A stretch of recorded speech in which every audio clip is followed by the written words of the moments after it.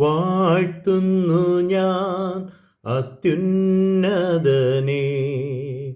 വാനവും ഭൂമിയും ചമച്ചവനെ, മഹിമയിൻ പ്രഭുതാൻ, മഹത്വത്തിൻ യോഗ്യൻ, മാനവും പുകഴ്ചയും യേശുവിന്. യേശുനാഥ നീ എൻ ദൈവം, യേശുനാഥ നീ എൻ ആശ്രയം, യേശുനാഥ നീ എൻ ശൈലവും എൻ്റെ കോട്ടയും നീ മാത്രമേ. ദൈവതിരുനാമത്തിന് മഹത്വം. ഏവർക്കും കർത്താവായ യേശു ക്രിസ്തുവിൻ്റെ നിസ്തുല്യ നാമത്തിൽ സ്നേഹവന്ദനം. എങ്ങനെ നമുക്ക് കർത്താവിൻ്റെ ഒരു നല്ല ശിഷ്യനായി മാറുവാൻ കഴിയും? നമ്മൾ വളരെ ഫലം കായ്ക്കുന്നതിലൂടെ പിതാവ് മഹത്വപ്പെടുകയും അങ്ങനെ നമ്മൾ കർത്താവിൻ്റെ ശിഷ്യന്മാരായി തീരുകയും ചെയ്യും. എന്താണ് ഫലം? എങ്ങനെയാണ് ഫലം കായ്ക്കേണ്ടത്? ഫലം കായ്ക്കണമെങ്കിൽ, പ്രയോജനമുള്ള ഫലം കായ്ക്കുവാൻ നമ്മൾ എന്തു ചെയ്യണം? എന്താണ് കർത്താവ് നമ്മളിൽ നിന്നും പ്രതീക്ഷിക്കുന്നതായ ആത്മീയ ഫലം? ഈ ദിവസങ്ങളിൽ നമ്മൾ ഈ വിഷയങ്ങൾ ഇതുവരെയും പഠിച്ചു. എന്നാൽ ഇന്ന് വീണ്ടും അതിനോട് തുടർന്ന് ഈ ഫലം കായ്ക്കുന്നതിന് തടസ്സമായി നിൽക്കുന്നതായ ചിലതിനെയൊക്കെ നമ്മൾ ജീവിതത്തിൽ നിന്ന് മാറ്റണം. അതിനെയാണ് നമ്മൾ പറയുന്നു, കർത്താവിനെ അനുഗമിക്കുന്നവർ ആദ്യം ചെയ്യേണ്ട വ്യവസ്ഥ തന്നെ ത്യജിക്കുക, ജഡ അഭിലാഷങ്ങളെ അതിജീവിക്കുക. ജഡത്തിൻ്റെ അഭിലാഷങ്ങളും പ്രവൃത്തികളുമായ 15 കൂട്ടം കാര്യങ്ങൾ കഴിഞ്ഞ ദിവസം നമ്മൾ ചിന്തിക്കുകയുണ്ടായി. എന്നാൽ നമ്മൾ യോഹന്നാൻ്റെ സുവിശേഷം 15-ാം അധ്യായത്തിലേക്ക് വരുമ്പോൾ ഫലം കായ്ക്കുവാനായിട്ട് ദൈവം തിരഞ്ഞെടുത്തിട്ടുള്ളതായ മുന്തിരിവള്ളികളിൽ കർത്താവ് ചില പ്രവൃത്തികളെ ചെയ്യുന്നത് നമുക്ക് കാണുവാനായിട്ട് കഴിയുന്നു. എന്താണ്? അധികം ഫലം കായ്ക്കുവാൻ, വളരെ ഫലം കായ്ക്കുവാനായിട്ട് ചെത്തി വെടിപ്പാക്കുന്നു. എന്നിൽ കായ്ക്കാത്ത കൊമ്പൊക്കെയും അവൻ നീക്കിക്കളയുന്നു, കായ്ക്കുന്നതൊക്കെയും അധികം ഫലം കായ്ക്കേണ്ടതിന് ചെത്തി വെടിപ്പാക്കുന്നു. നമ്മളിവിടെ വായിച്ചു, നിങ്ങൾ വളരെ ഫലം കായ്ക്കുമ്പോൾ പിതാവ് മഹത്വപ്പെടുന്നു. ഈ വളരെ ഫലം കായ്ക്കുവാനായി നമ്മുടെ ജീവിതത്തിൽ നിന്നും ചെത്തി വെടിപ്പാക്കേണ്ടതായ ചില കാര്യങ്ങളുണ്ട്. അതിലൊന്നാണ് നമ്മൾ ചിന്തിച്ചതായ ജഡത്തിൻ്റെ അഭിലാഷങ്ങളായ 15 കൂട്ടം കാര്യങ്ങൾ. ഗലാത്യ ലേഖനം 5-ാം അധ്യായത്തിൽ നമ്മളത് വായിക്കുകയുണ്ടായി. 19-ാമത്തെ വാക്യത്തിൽ ദുർനടപ്പ്, അശുദ്ധി, ദുഷ്കാമം, വിഗ്രഹാരാധന, ആഭിചാരം, പക, പിണക്കം, ചാരശങ്ക, ക്രോധം, ശാഠ്യം, ദ്വന്ദ്വപക്ഷം, ഭിന്നത, അസൂയ, മദ്യപാനം, വെറിക്കൂത്ത് മുതലായവ എന്ന് വെളിവാകുന്നു എന്ന് വെച്ച് കഴിഞ്ഞാൽ നമ്മൾ മനസ്സിലാക്കണം, എൻ്റെയും നിങ്ങളുടെയും ജീവിതത്തിൽ ഇതിലേതെങ്കിലും ഒന്ന് നിലനിൽക്കുന്നുവെങ്കിൽ, അതിനെ ഇതുവരെയും അതിജീവിപ്പാൻ കഴിഞ്ഞിട്ടില്ല എങ്കിൽ, ഒരു പക്ഷേ നമ്മളിൽ ഇതിൽ ചിലതൊക്കെ ഇല്ലായിരിക്കാം. നമ്മൾ മറ്റുള്ളവരിലെ നോക്കുമ്പോൾ അവരിലുള്ളതായ ഇതിലെ ഏതെങ്കിലും ഒന്ന് അവർക്കുണ്ട്, പക്ഷേ എനിക്കില്ല. അതിൽ ഞാൻ സന്തോഷിക്കരുത്. ഒരു പക്ഷേ എൻ്റെ സഹോദരനോ എൻ്റെ സഹോദരിക്കോ എൻ്റെ കൂട്ടായ്മക്കാരുടെ ഇടയിലുള്ളവർക്കോ എൻ്റെ കൂടെ ഇരുന്ന് പ്രാർത്ഥിക്കുന്നതായ വ്യക്തികളുടെ ജീവിതത്തിൽ ഈ 15 കൂട്ടത്തിൽ ഒരു 10 കൂട്ടം കാര്യങ്ങൾ നമ്മൾ അവരിൽ കണ്ടിട്ട് ഒരു പക്ഷേ പറയുകയാണ്, അതൊന്നും എന്നിലില്ലല്ലോ, ബാക്കി 1-2 ഒക്കെ ഉള്ളല്ലോ എന്നിൽ എന്ന് ചിന്തിച്ചാൽ, പ്രിയമുള്ളവരെ, അവരും നമ്മളും തമ്മിലുള്ളതായ വലിയ വ്യത്യാസങ്ങളൊന്നുമില്ല, സെയിമാണ്. അതുകൊണ്ടാണ് പറഞ്ഞത്, ഒരിക്കലും നമ്മൾ മറ്റുള്ളവരിലേക്ക് നോക്കി ഈ പറഞ്ഞതായ അവൻ ഒരു മദ്യപാനിയാണല്ലോ, അല്ലെങ്കിൽ അവനൊരു വെറിക്കൂത്തുകാരനാണല്ലോ, അവനൊരു ദുർനടപ്പുകാരനാണല്ലോ, ഞാൻ അങ്ങനെയൊന്നും പോകുന്നില്ല. പക്ഷേ എൻ്റെ സഹോദരങ്ങളെ, ഞാൻ ചോദിക്കട്ടെ, നമ്മുടെ കൂടെ ഇരുന്ന് പ്രാർത്ഥിക്കുന്നവർക്കൊരു ഉയർച്ച ഉണ്ടാകുമ്പോൾ അതിൽ നമുക്കൊരു സങ്കടം തോന്നാറായിട്ടുണ്ടോ? നമുക്ക് ലഭിക്കാത്തതായ ചില ഭൗതിക നന്മ നമ്മുടെ അയൽപക്കത്തുള്ളവന് ലഭിക്കുമ്പോൾ നമുക്കവിടെ ഒരു സങ്കടം തോന്നാറായിട്ടുണ്ടോ? ഒരു വിഷമം, അയ്യോ എനിക്കത് ലഭിച്ചില്ലല്ലോ എന്ന ഒരു ചിന്ത എൻ്റെ മനസ്സിൽ വരുന്നുണ്ടോ? അതിന് പറയുന്ന പേരാണ് അസൂയ. അതോടൊപ്പം തന്നെ നമുക്ക് പ്രത്യേകിച്ച് കുടുംബജീവിതങ്ങളിൽ ഭാര്യ ഭർത്താക്കന്മാരുടെ ഇടയിൽ സംശയം, ആ ഒരു അസുഖമുള്ളത് പ്രിയമുള്ളവരെ ഈ ഫലം കായ്ക്കുന്നതിന് തടസ്സമായിട്ട് നിൽക്കുന്നു. ഇനി ഒന്നും വേണ്ട, ഞാൻ ചില കാര്യങ്ങൾ പറഞ്ഞാൽ അതുപോലെ തന്നെ നടക്കണമെന്ന് ശാഠ്യം പിടിക്കാറായിട്ടുണ്ടോ? നല്ല പ്രാർത്ഥനക്കാരാ, പക്ഷെ വിട്ടുവീഴ്ച മനോഭാവമില്ല, വിട്ടുകൊടുക്കുവാൻ. ഇന്ന് നമ്മൾ നോക്കിക്കഴിഞ്ഞാൽ ഈ ശാഠ്യം പിടുത്തം അത് ജഡത്തിൻ്റെ ഒരു അഭിലാഷമാണ്, ജഡത്തിൻ്റെ ഒരു പ്രവൃത്തിയാണ്. ആത്മീയ ഗോളങ്ങളിലേക്ക് നോക്ക്. അധികാര സ്ഥാനങ്ങളിൽ ഇരുന്ന് കഴിഞ്ഞിട്ട് അതിനെ വിട്ടുകളയുവാനായിട്ട് മറ്റൊരാൾ അത് ഏൽക്കുവാനായിട്ട് വരുമ്പോൾ ഇത് വിട്ടുകൊടുക്കുവാൻ മനസ്സില്ലാതെ അത് എനിക്ക് വേണം എന്ന് ശാഠ്യം പിടിക്കുന്നത് ഇന്ന് സഭകളിലൊക്കെ ആത്മീയ മേഖലകളിലൊക്കെ അത് നന്നായിട്ട് കാണുവാനായിട്ട് കഴിയും.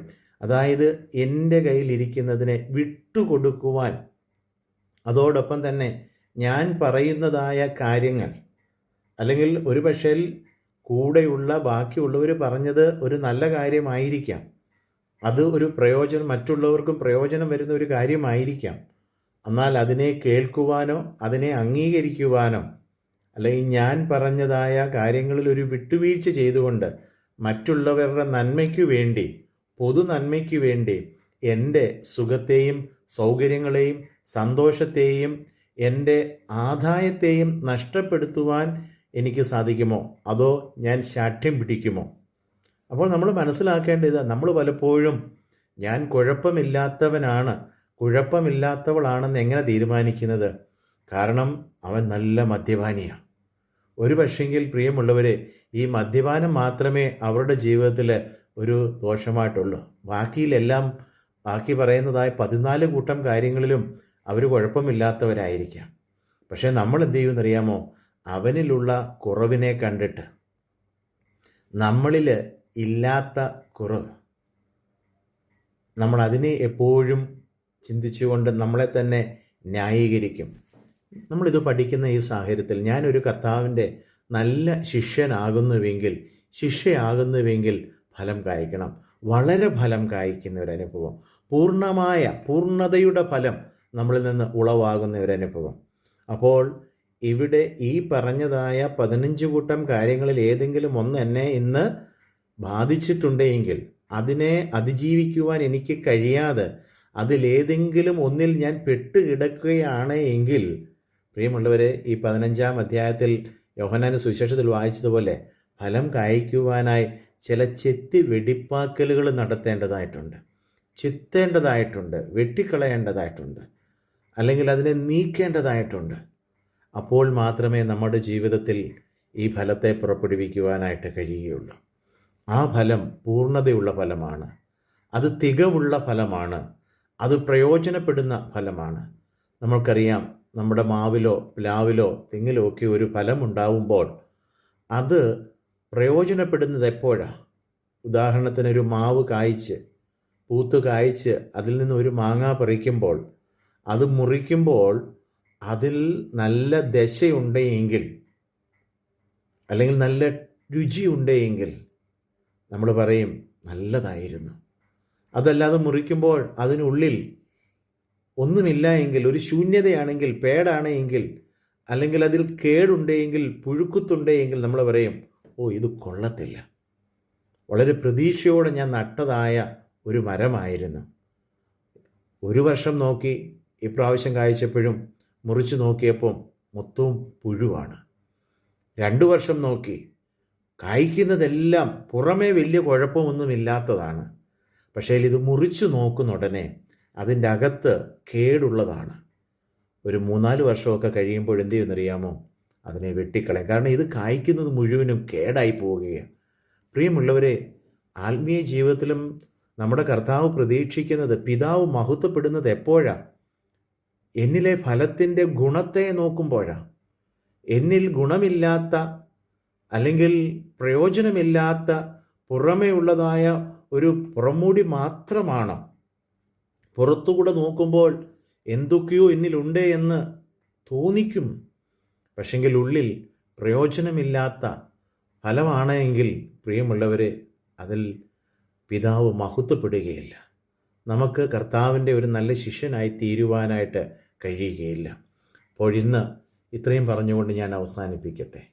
നമ്മൾ ചിന്തിക്കേണ്ടത് ഇതാണ്: കർത്താവിനെ മഹത്വപ്പെടുത്തുവാനായിട്ട്, കർത്താവിന് സ്തുതികൾ അർപ്പിക്കുവാനായിട്ട് വിളിച്ചു വേർതിരിക്കപ്പെട്ടതായ എൻ്റെയും നിങ്ങളുടെയും ജീവിതത്തിൽ ഈ ആത്മീയമായ ഫലം കായ്ച്ച് ദൈവത്തെ മഹത്വപ്പെടുത്തതിന് തടസ്സമായി ഈ പറഞ്ഞതായ, ഞാൻ പറഞ്ഞല്ലോ, ഈ 15 കൂട്ടം കാര്യങ്ങളിൽ ഏതെങ്കിലും ഒന്ന്, ഈ ദ്വന്ദ്വപക്ഷവും അതിലൊരു വലിയ ദോഷം ചെയ്യുന്ന കാര്യമാണ്. കാരണം നമ്മൾ അവിടെയും ഇവിടെയും നിൽക്കുന്നു.